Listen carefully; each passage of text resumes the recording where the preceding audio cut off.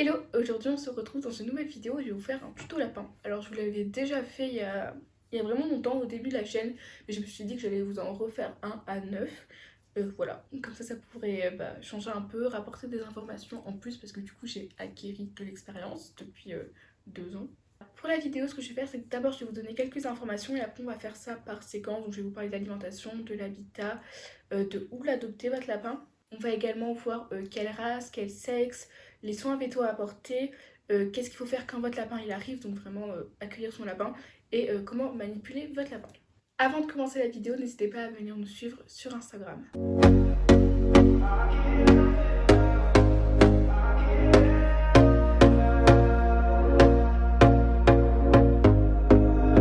Here we go again.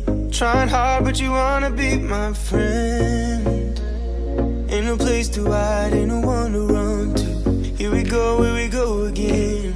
Call my bluff, I'ma be here till the end.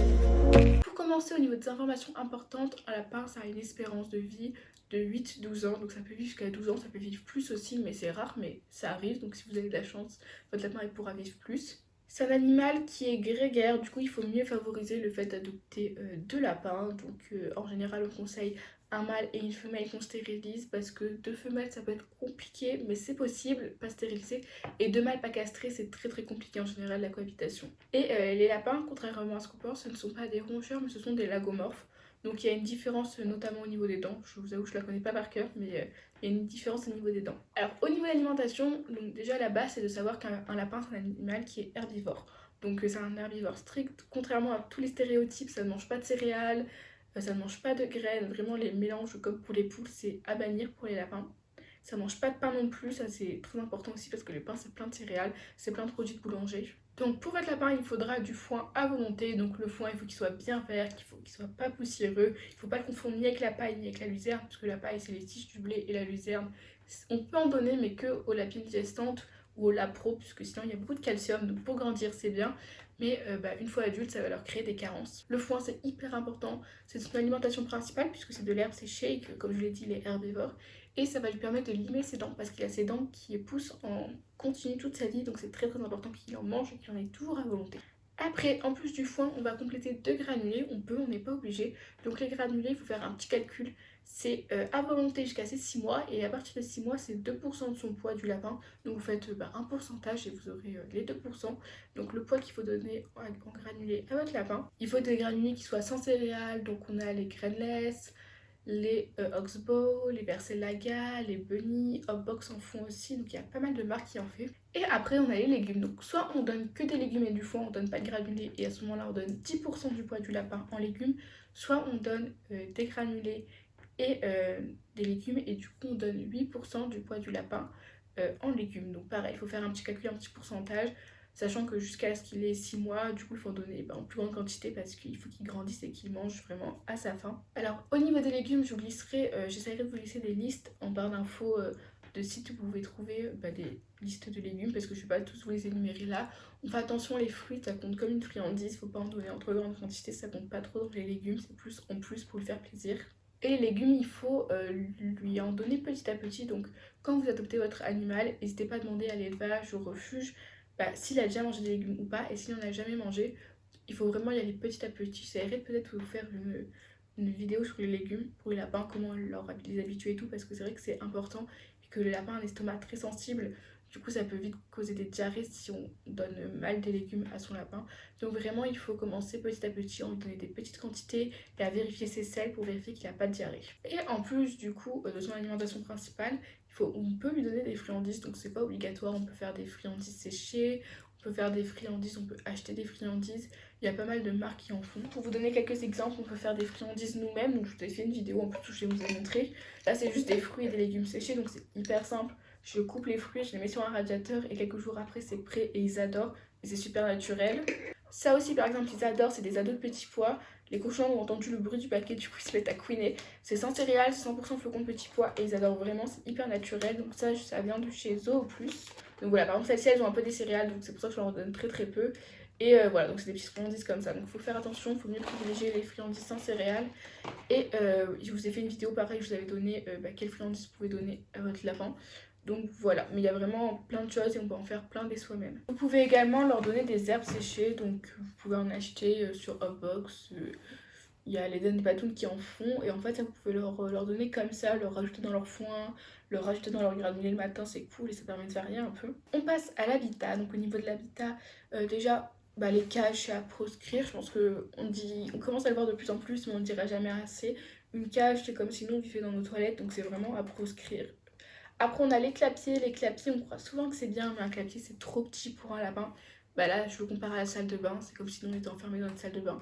Donc peut-être que certains d'entre vous ont une salle de bain de 250 mètres carrés.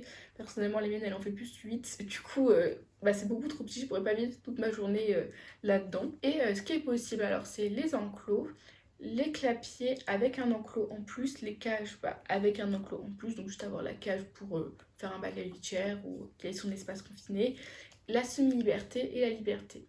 Alors, la semi-liberté, c'est le fait d'avoir son lapin qui est par exemple enfermé la nuit dans un enclos, enfermé entre guillemets parce qu'il a quand même un espace adapté à un enclos, et la journée en liberté dans une pièce. La liberté totale, c'est quand votre lapin il est en liberté dans une pièce. Donc c'est tout à fait possible de faire vivre un lapin en liberté, puisqu'il suffit juste de protéger, donc on protège les câbles, on fait attention, et après un c'est un animal qui est propre, donc il faut lui apprendre la propreté, mais si une fois qu'il a appris, il va faire ses besoins dans un bac à litière, donc il n'y aura pas tant de nettoyage que ça. Les choses importantes qui sont à mettre du coup dans un enclos ou dans un espace de liberté, c'est de lui offrir des jouets, des tunnels. Les tunnels c'est vraiment un truc qu'ils adorent. Et des petits jouets. Donc par exemple au niveau des jouets, on peut avoir des petits jouets comme ça, où faut mettre, on met des petits bouts de légumes, ça les occupe. Des balles à friandises, ça ils adorent, je mets des friandises à l'intérieur, ils doivent le faire rouler. Ça, des petits jouets comme ça, hop. Donc c'est des petites balles à grignoter, des petites carottes à grignoter. Ça je l'avais dans une box, ça vient de chez l'Eden des Batounes, ça de chez Zoo Plus et celle-ci de chez Walimo. Donc on en trouve vraiment sur plein de sites internet. Et franchement c'est hyper pratique, ça permet de les occuper. On peut aussi faire des jouets soi-même, donc pareil je vous avais fait une vidéo, je vous avais montré comment faire des jouets soi-même. Je vous laisse aller la voir si ça vous intéresse. Et du coup ça permet vraiment de les occuper, et c'est vrai qu'en faire des soi-même ça coûte beaucoup moins cher que d'en acheter. Au niveau des sites, vous pouvez trouver des accessoires pour vos lapins. On a Zoo Plus, Bitiba, Zoo Malia, Wanimo, Hopbox, L'Eden Tepatoon, il y a Rabbit World. Et il doit en avoir plein d'autres, mais après je les connais pas tous. Il y a Maxiso aussi. Au niveau des magasins, on a Maxiso, on a Truffaut, on a Jardiland, tout ce qui est animalerie, gamme vert, botanique. Voilà, il y en a vraiment plein. Je vous laisse regarder un petit peu les animaleries autour de chez vous. Et en général, dans une animalerie, il y a toujours un coin lapin, enfin un coin rongeur ou lapin. Je vous mettrai si j'ai des codes promo dans certaines des boutiques, c'est tout marqué dans la barre d'infos. En plus, ce qu'ils aiment beaucoup les lapins, c'est sauter, donc sauter d'un endroit à l'autre, être en hauteur. Donc c'est cool d'avoir des cabanes, vous pouvez retourner des cagettes, vous pouvez, du coup il va sauter sur la cagette, vous la retournez, vous mettez un plaid dessus, ça les aime beaucoup. Après vous pouvez utiliser des arbres à chat, pareil ça les aime beaucoup puisqu'ils vont sauter, aller dessus, aller dedans. Les petits pots en bois, ça aussi c'est pareil parce que ça fait du coup effet tunnel et en plus ils peuvent aller dessus. Il leur faut aussi du coup des petites cabanes dont ils pourront sauter au-dessus et ils pourront aussi aller dedans. C'est très important qu'ils aient un espace qui soit à eux, où ils soient bien en sécurité. Après il vous faudra un bac à litière où vous mettrez son râtelier à foin au-dessus parce qu'un lapin fait ses besoins en même temps qu'il mange. Donc au niveau du bac à litière, ce que je vous conseille c'est de prendre des bacs à litière rectangulaires, des bacs à litière pour chat. Et à l'intérieur comme litière, le mieux ça reste le chanvre ou les pelets de papier recyclés, les pelets de bois. Les pelets de bois et les pelets de papier sont recyclés, ça absorbe mieux, du coup c'est super pratique. Et le chanvre, c'est vrai que c'est pas très cher, c'est assez agréable pour leurs petites pattes. Il lui faudra aussi en plus, même s'il est en enclos, il lui faudra en plus des sorties. Et après votre lapin, vous pouvez le faire vivre soit en intérieur, soit en extérieur, donc ça c'est vous qui choisissez. Ça dépend si votre lapin est né par exemple à l'intérieur et que vous êtes en plein hiver, il ne faut pas le sortir tout de suite. Il faut attendre un petit peu que ça se réchauffe pour pouvoir le sortir. Donc vous pouvez faire vivre votre lapin en hiver dehors, mais que s'il a passé l'été et l'automne dehors, parce qu'il faut vraiment que son pelage s'habitue. Donc vous pouvez pas le mettre l'hiver dehors, en plein hiver, sinon ça va lui faire un choc thermique.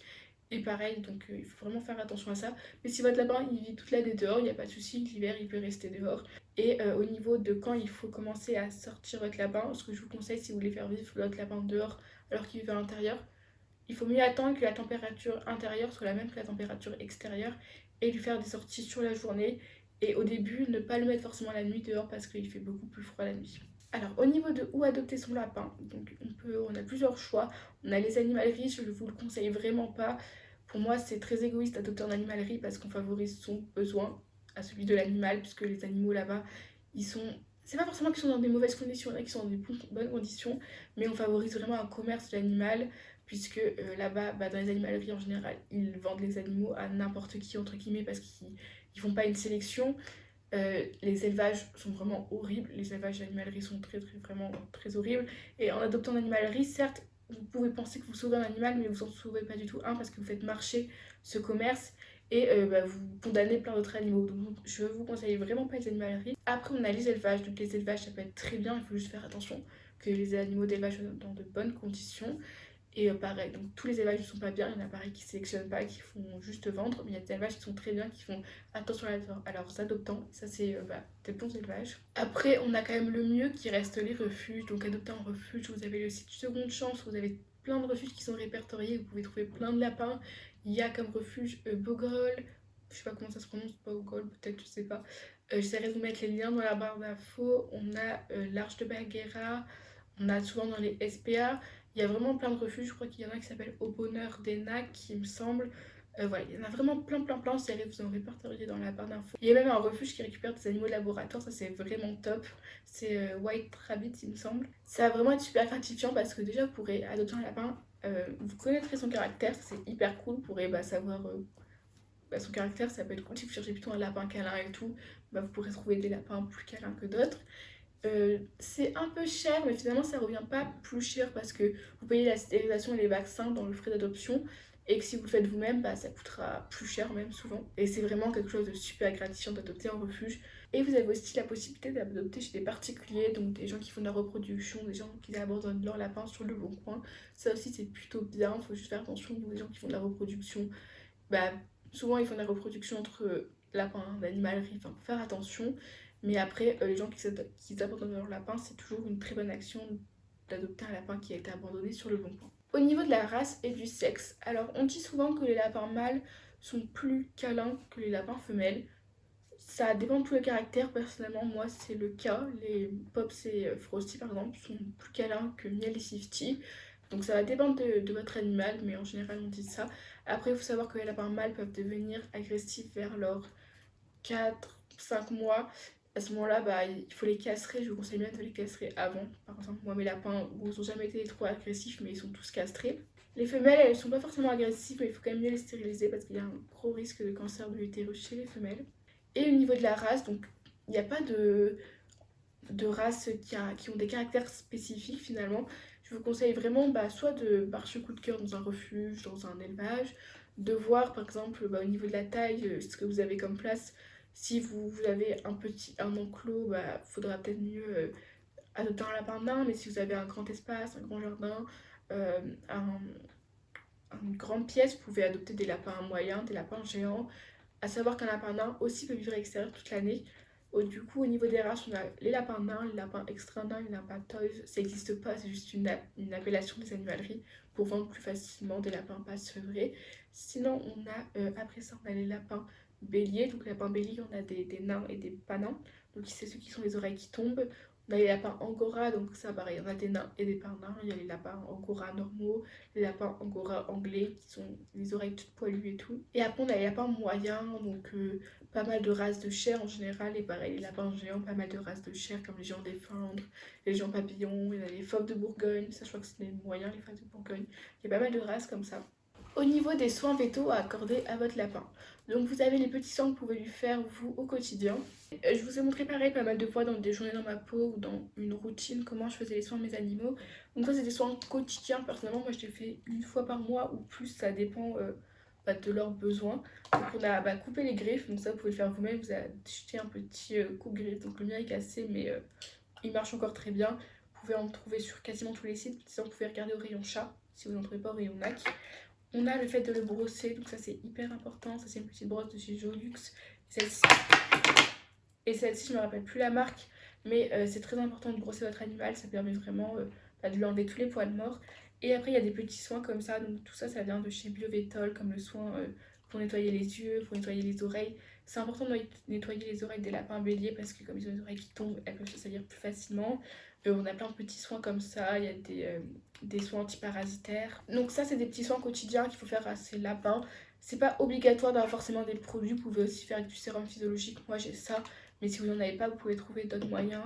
Regardez un petit peu sur internet. Et par contre le coupe-griffe c'est très important, il ne faut surtout pas le faire avec le coupe... comment ça s'appelle, un coupe-griffe humain. Et on a aussi tout ce qui est soins, c'est très important aussi de traiter vos animaux antiparasitaires, donc contre les parasites. S'il vit à l'extérieur, s'il vit à l'intérieur, il faut mieux le faire aussi, mais c'est moins urgent. Donc par exemple, moi j'utilise une petite lotion comme ça. J'ai aussi la poudre qui va avec, mais je sais pas où je l'ai mis. Donc c'est une petite lotion que je leur vaporise toutes les 6 semaines, je crois. Et sinon on a la poudre de diatomée, c'est très naturel, c'est une petite poudre. Et en fait ça va, vous mettez ça sur votre animal et ça va lui couper les parasites, ça ne fait pas du tout de mal. Donc ça c'est hyper naturel et c'est très pratique pour leur faire des soins, vous en trouvez un petit peu partout. Et tous les produits Biovétol c'est sur le site, je vais vous mettre le petit code promo que j'ai aussi. Il y a des vaccins pour les lapins, c'est des vaccins qui sont pas obligatoires mais qui sont pareil très conseillés, donc c'est myxomatose et VHD, il y a VHD1 et VHD2 il me semble. On a le fait de castrer ou de stériliser, donc ça c'est pas obligatoire. Comme je vous l'ai dit, je vous conseille de castrer les mâles parce qu'ils peuvent devenir agressifs et les femelles parce qu'il y a des gros risques de cancer de l'utérus. Il faut vérifier le transit parce qu'ils ont vraiment un transit très sensible les lapins. Donc vérifier s'ils crottent bien, s'il a pas de diarrhée, qu'il mange bien son foin, faut vraiment vérifier qu'il crotte pas trop, qu'il crotte, enfin pas trop mais qu'il n'ait pas de diarrhée. Et s'il crotte pas du tout, c'est problématique, ça peut être un arrêt du transit.